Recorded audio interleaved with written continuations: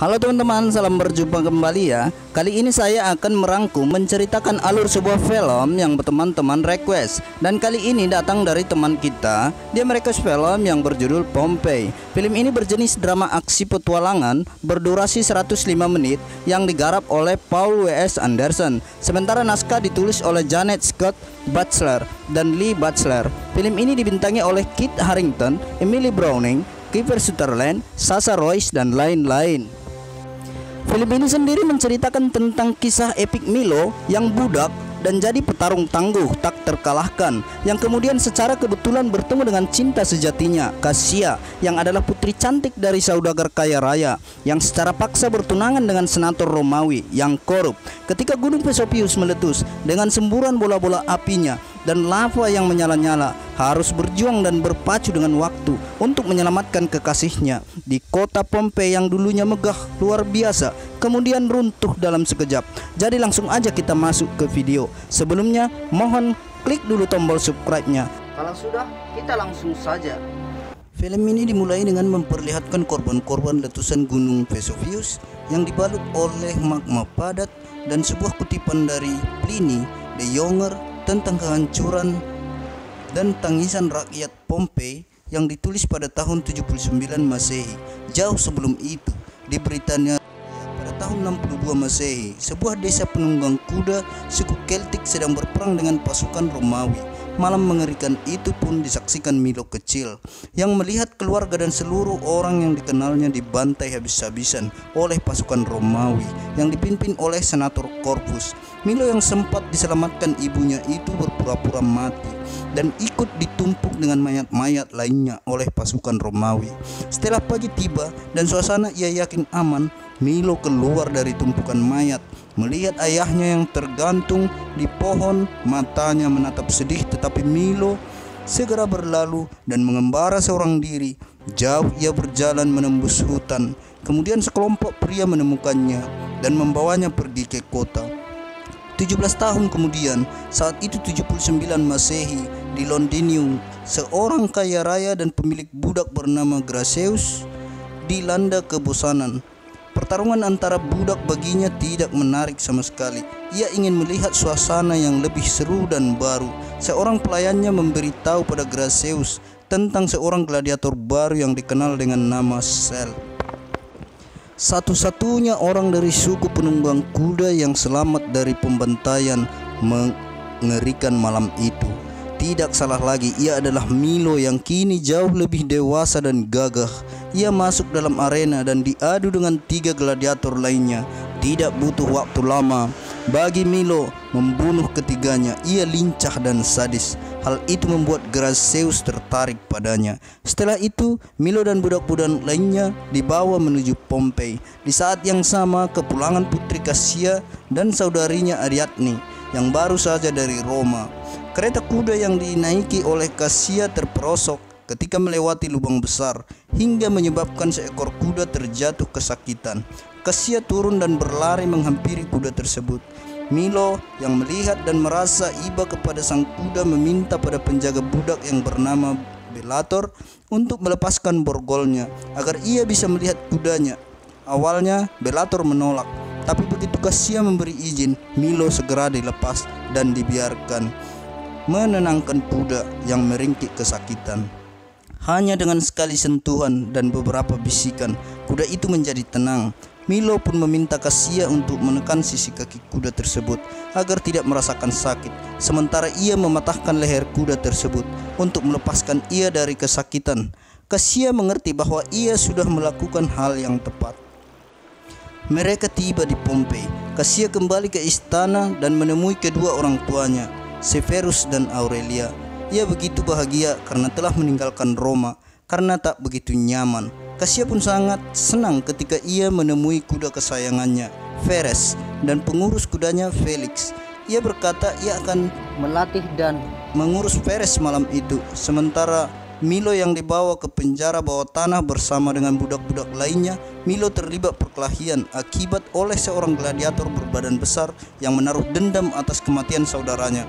Milo yang lincah berhasil mengalahkan beberapa orang sebelum Bellator datang dan menahannya, yang kemudian ditempatkan bersama gladiator yang menjadi juara bertahan yang bersama Atticus. Lawan bertarungnya di pertandingan berikutnya, jauh di luar sana, tepatnya di kaki Gunung Vesuvius. Felix yang sedang melatih Vires melewati sebuah lahan lapang. Ketika tanah mulai bergetar, Vires yang ketakutan melonjak dan melempar Felix dari punggungnya. Tanah pun retak dan terbelah. Vires berhasil kabur, namun Felix tak terselamatkan. Ia masuk dan sekaligus menjadi kuburannya. Di arena Pompei, seluruh gladiator sedang berlatih untuk menyiapkan pertandingan. Atticus akan dibebaskan jika ia memenangkan satu pertandingan lagi. Ia begitu bersemangat, terlebih setelah mengetahui lawan bertarungnya adalah Milo. Mereka berduel menggunakan pedang kayu di tengah lingkaran yang dibuat para gladiator lain. Di tengah pertarungan, seorang gladiator lain yang menaruh dendam pada Milo hendak menusuk Milo dari belakang. Atticus yang menyadari itu segera mendorong Milo untuk menghindar dan menendang lelaki yang hendak menusuk Milo hingga tersungkur ke tanah. Di sel mereka, Milo bertanya mengapa Atticus menyelamatkannya. Atticus pun menjelaskan jika seorang gladiator nggak boleh mati dengan pisau menancap di punggungnya, tapi harus dari depan.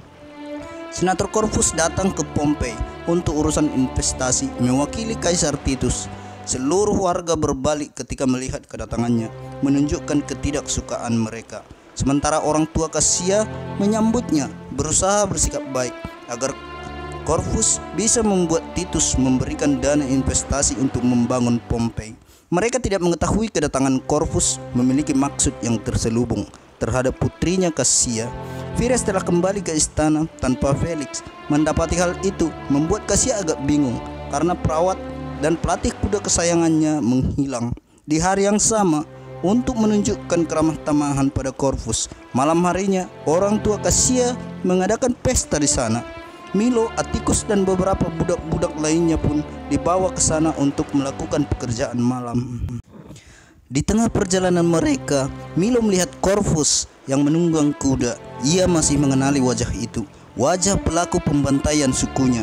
Kesedihan dan ketegangan terpasang di wajah Milo sepanjang berada di pesta, sampai ia menyadari bahwa Cassia sedang memperhatikannya. Aurelia pun memperhatikan bahwa putrinya tertarik pada Milo. Setelah menolak Corvus dengan maksud kedatangannya ke Pompei adalah untuk meminang putrinya, kemudian Cassia pun meminta Milo untuk ikut bersamanya ke Ista karena Vires gelisah dan hilang kendali sebab gempa mengguncang Pompei lagi.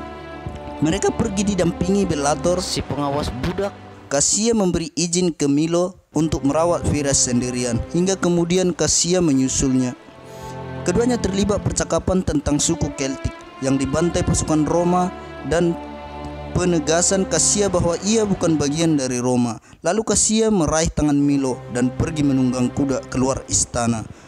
Bellator dan para penjaga mengejar mereka sampai mendekat pelabuhan. Milo meminta Cassia untuk berbohong bahwa ia membawanya dengan paksa, namun Cassia menolak hal tersebut. Saat sekembalinya mereka ke istana, Corvus hampir membunuh Milo. Jika saja Cassia tidak menolongnya mendapat pengampunan. Sebagai gantinya, Milo mendapat 15 cambukan di punggungnya karena telah membuat lancang. Di sel tahanan, Atticus merawat luka Milo dengan menuangkan anggur. Saat itu gempa kembali mengguncang yang dipercaya Atticus sebagai pertanda daripada para dewa. Milo pun meyakini hal tersebut karena telah bertemu dengan Corvus. Ia percaya bahwa ia akan menemui takdir dan membalaskan dendam sukunya. Keesokan harinya, pertarungan di arena pun berlangsung, namun dengan rencana yang berbeda. Tidak ada pertarungan tunggal, melainkan pertarungan melawan puluhan gladiator. Sementara beberapa petarung tertahan di sebuah pilar kayu. Corvus menemui pertarungan yang Milo sebut sebagai pembantaian. Dalam arena itu, Milo bertindak cepat dan memberi aba-aba pada Atticus dan 5 gladiator lainnya untuk melindungi diri dari hujaman tombak. Pertempuran tak terelakkan lagi. Satu persatu gladiator mati. Milo dan Atticus terus bertahan sampai tidak ada lagi yang menyerang. Sementara di balkon khusus, Corvus memberitahu Cassia bahwa ayahnya Severus memberikan izin untuk Corvus menikahinya. Aurelia tak terima dengan apa yang didengar. apalagi Cassia. Severus tak mengakui bahwa ia telah melakukan itu, namun Corvus dengan kelicikannya mengancam jika Cassia menolak untuk diperistri maka ia akan melaporkan keluarganya pada Titus dan akan dihukum mati. Tapi tepat ketika Cassia hampir saja menerima lamaran Corvus, Milo berdiri di tengah arena sambil memegang sebuah tongkat dengan hiasan elang Romawi di atasnya. Ia berteriak, "Aku takkan menyerah terhadap kekuasaan Roma. Aku menentangnya." Lalu ia mematahkan tongkat itu di hadapan Corvus dan seluruh rakyat Pompei yang hadir. Patahan yang runcing dilemparkan ke Corvus yang langsung ditangkis oleh Proculus, pengawalnya yang setia. Kejadian itu pun menyulut kemarahan Corvus. Ia lalu merintahkan agar Milo dan Atticus dijatuhi hukuman mati oleh pasukan pemanah. Untungnya, sebelum Corvus berhasil memberi aba-aba dengan acungan jempol, Cassia segera mengambil alih dengan mengacungkan jempolnya ke atas. Ketika Corvus menyuruh anak buahnya membawa Cassia ke villa, bumi bergemuruh, arena bergetar, dan menciptakan kepanikan. Corvus mengatakan bahwa itu pertanda dari dewa untuk membiarkan Milo sang juara Pompei melawan pasukan terbaik Roma, Proculus. Di tengah pertarungan mereka, Gunung Vesuvius meletus dan arena benar-benar runtuh. Sebuah pilar terjatuh ke balkon dan langsung menimpa Corvus, Severus, dan Aurelia.